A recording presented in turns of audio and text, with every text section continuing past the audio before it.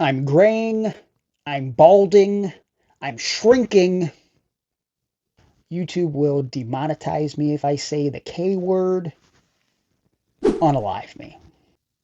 Actually, I don't want to die because I get paid to review toys for YouTube.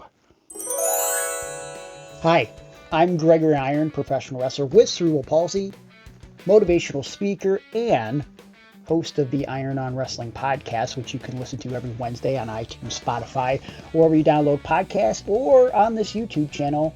Subscribe, and you get notifications as soon as the podcast drops or any of our weird, random, or obscure video. Today, we are going to be looking at one of the latest retro wrestling figure toy releases from the company that isn't WWE and Mattel. We're going to be looking at an Epic Toys release. The brand new Killer Bees Tag Team Retro Set. Does it suck? Or would I buy that for $1? That's a new catchphrase I'm trying to get over, so let's just roll with it. There it is. Killer Bees. Jim Brunzell and Brian Blair. One of the iconic WWF 80s tag teams. I didn't grow up on the Killer Bees. Killer Bees are a little bit before my time. I only saw them on videotapes and DVDs after the fact. If Hasbro would have released figures a little bit before, I do believe that this is a team that we would have saw in that set. The front, of course, retro style packaging, much like the Hasbros of old. There's actually a sticker on the back here that's bugging me a smidge. I'm gonna peel that off carefully. You don't want to compromise the integrity of the cardboard. On the back, you see they list some of the other tag teams and singles competitors, which you can purchase from Epic Toys. Very nice packaging, though, and of course, much like the Hasbros of old, you get your Killer Bees card. Interesting accessory that you could get with the Killer Bees because, you know, the bees were kind of synonymous with using the mask to switch places. Enough with the talkie-talkie. Let's do the opening.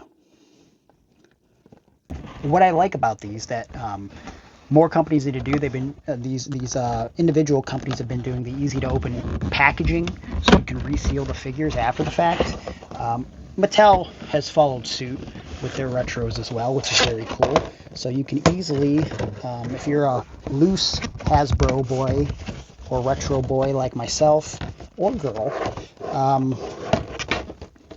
you can easily put this back on the card. Is this my first time opening an action figure?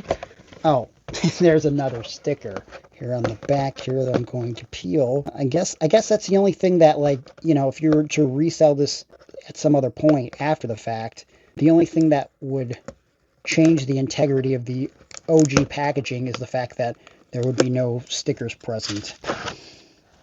Much easier without the sticker. It does have nice packaging to protect the integrity of the figure, but it's not. Oh, just slid right out the back there. I promise you, I've opened packages before. Boom, there's one, and there's two. Jim Brunzell, Brian Blair. You know, many of these companies, when issuing these figures, they're going to tell you that these are adult collectibles and not action figures, so they're not to be played with. But, you know, I've never seemed to have a problem with the posability. The playability seems fine. Movement is good. Functioning of all parts have always turned out great. No different with the jumping Jim Brunzell over here. Brian Blair. Now, even though I didn't grow up on the Killer Bees, what I did grow up on is, you know, an infamous rambling on YouTube. You are another son of a bitch, no good lowlife. So I want to let you know you are punk, you are punk little gay, worse than Michael Jackson. That is the extent of my knowledge, for the most part, of Brian Blair. His head's not going to rotate as much as we do with the other bee because he's got the fashionable 80s mullet on the back. The arms are very posable. Solo companies like Epic, Hastel, they haven't been adding finishing maneuvers, special holds with the figures, because I would imagine producing these in limited quantities, that's going to cost more money to do something like that. It's probably easier just to ship these off to China and get them manufactured there. That's where I'm assuming these are being made. Made in China. It does say made in China, so. But yeah, these move well as far as their look. Again, love Zombie Sailor toys, but I think as far as being most accurate to the original WWF Hasbro line, Epic Toys and Hastel has really hit it out of the park. I think Hastel is still number one, but Epic Toys is a close second. Zombie's going to be in third place for me. Both of these guys look like they would blend in easily with my original Hasbro action figures. But here is the big selling point. I'm trying to put these on my fingers for a funny visual.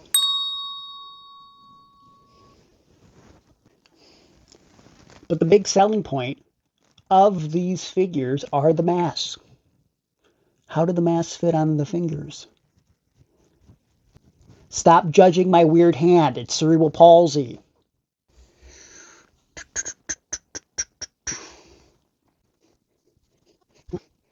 These masks are a tight squeeze.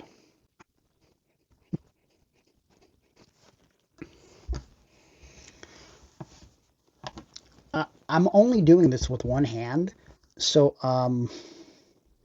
maybe it's easier for my more ambidextrous toy collectors out there. 2 hours later. Okay, you gotta pull.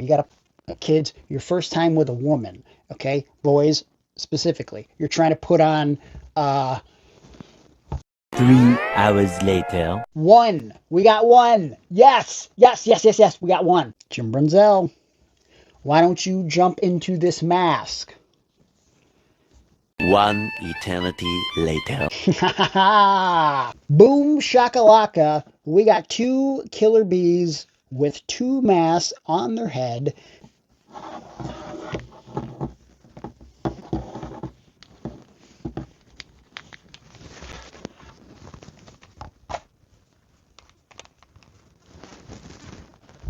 Oh my God, who's who now? There's no way to know because they're both wearing masks. But I think there's one person that would know the difference between Brian Blair and Jim Brunzell.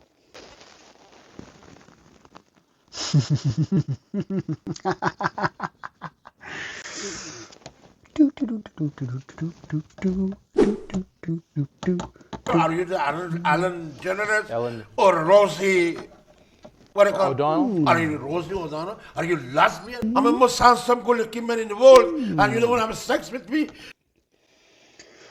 Wada! Brian Blair, you jabroni Mark. Jim Brunzell, this has nothing to do with you.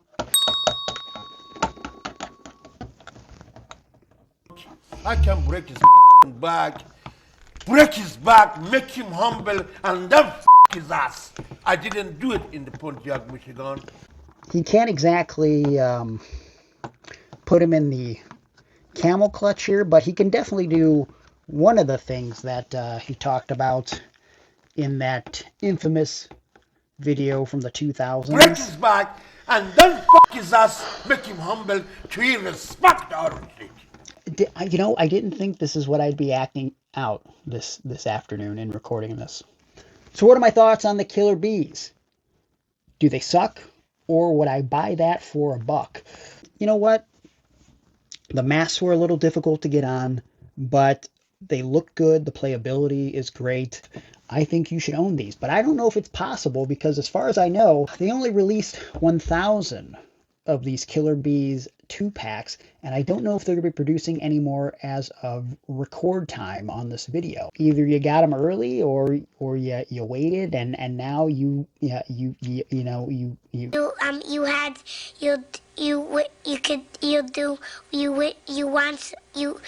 suck.